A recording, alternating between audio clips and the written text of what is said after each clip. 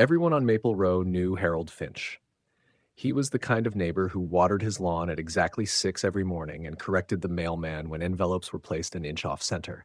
He waved at some people, others he watched, carefully, closely. When the Johnsons moved in next door, Harold's routines didn't change, but his attention did. Harold Finch didn't just dislike the Johnsons. He loathed them quietly, like a viper coiled in his perfectly trimmed hedge. When Marcus Johnson pulled up in his car, Harold already had a mental file. Black family, too happy, too confident. Must be corrected. He started small. Trash cans too close to the curb, a warning note slipped under their door. Bikes left on the sidewalk, another note. Please respect Maple Row standards. The kids stared at the note, confused. Harold smiled from his window, thinking discipline delivered silently was an art. Then came the cars. Harold reported Marcus's vehicle for unauthorized parking 3 times in a week. The HOA called. Marcus explained politely each time. Harold's eyes narrowed. If rules didn't scare them, maybe fees would. He escalated further. Lawn critiques, whispered complaints about loud voices on the porch, coded letters to the HOA about potential neighborhood risks. Every word measured, every sentence carefully crafted to punish without confrontation. He even invited neighbors over for casual coffee, smiling while subtly warning them not to follow the Johnsons' example. Marcus noticed. Elaine noticed. They tried to ignore him, tried to be courteous. Harold's harassment never stopped. It was relentless, invisible, surgical, the kind of cruelty that feels like power. By the end of the week, the Johnsons were exhausted, fuming silently, counting every note, every call. Harold leaned back at night, smug. The Johnsons were exactly where he wanted them, trapped under his rules, fearful, polite, constrained. What Harold didn't realize, every trap he set, every line he crossed was being recorded. Every ounce of his wickedness was about to be used against him. Harold's smile widened as the week turned into 2. Simple complaints weren't enough anymore. The Johnsons had ignored him too politely, and politeness was weakness in his book. He needed to break them, or at least make them question their own sanity. It started with the kids. Harold left tiny nails and obstacles on the driveway, forcing them to swerve on their bikes. He whispered warnings to neighbors about reckless children who might bring trouble to the street. Marcus tried to reason with him. This is a public sidewalk, Harold. Stop interfering.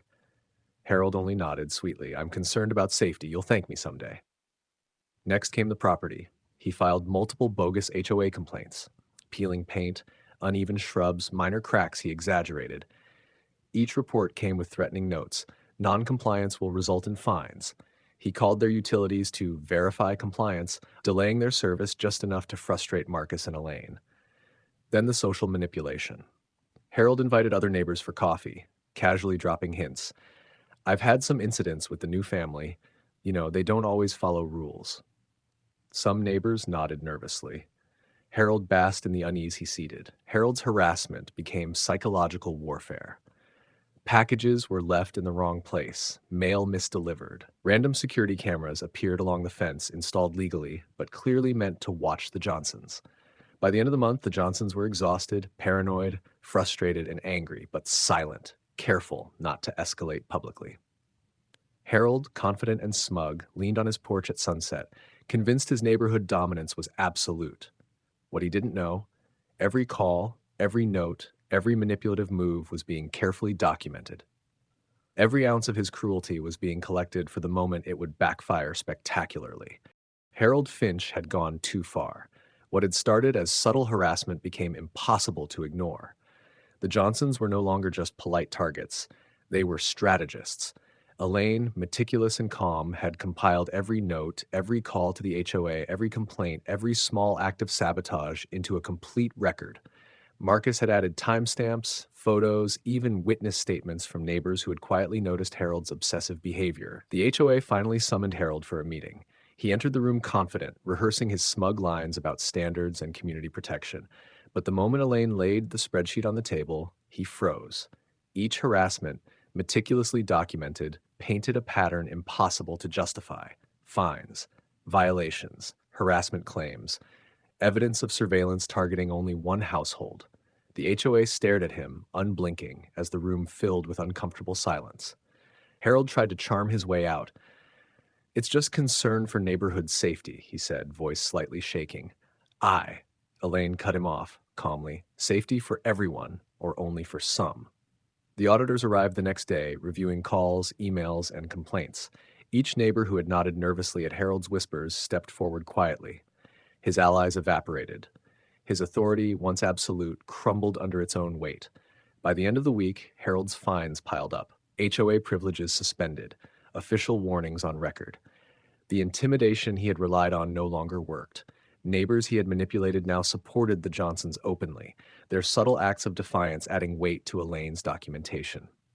Harold's face, once smug and untouchable, grew pale.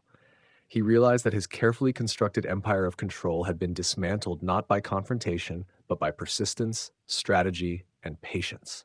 Harold Finch tried one last time. He polished his lawn, straightened his hedges, waved at a few neighbors, hoping appearances could erase what had already been exposed. But Maple Row had seen too much. The HOA issued final rulings: heavy fines, mandatory compliance training, public notice of harassment, and suspension of his privileges in the community association. His influence evaporated overnight. The Johnsons, calm and unshaken, reclaimed their street. The kids rode their bikes freely again. Mail arrived without tampering. Trash cans were placed wherever they pleased. Elaine even held a small block gathering, inviting neighbors to meet without fear of judgment or whispered warnings. The shift in energy was palpable. Harold tried to speak, to argue, to charm. No one listened. His letters went unanswered, calls ignored. The subtle network of intimidation he had relied on crumbled because the Johnsons had quietly but effectively exposed every tactic. Marcus stood on the porch one morning watching Harold storm past, muttering under his breath. "You played yourself," Marcus said quietly to Elaine. She nodded, smiling. Justice hadn't been loud or violent. It had been meticulous, patient, and undeniable. Harold left Maple Row shortly after, a cautionary tale whispered among neighbors. The street had learned a hard lesson. Cruelty and prejudice can look tidy and polite, but they always leave traces, and someone paying attention will find them. The Johnsons thrived in the silence Harold had tried to enforce. Their peace was earned, their neighborhood restored. Harold's arrogance had built the path to his own defeat. Stories like this aren't just warnings, they're lessons. Subscribe to Mindsmith Tales for more stories where patience, strategy, and justice collide, and comment below where you're watching from. This story proves that even the quietest acts of wickedness will eventually meet their reckoning.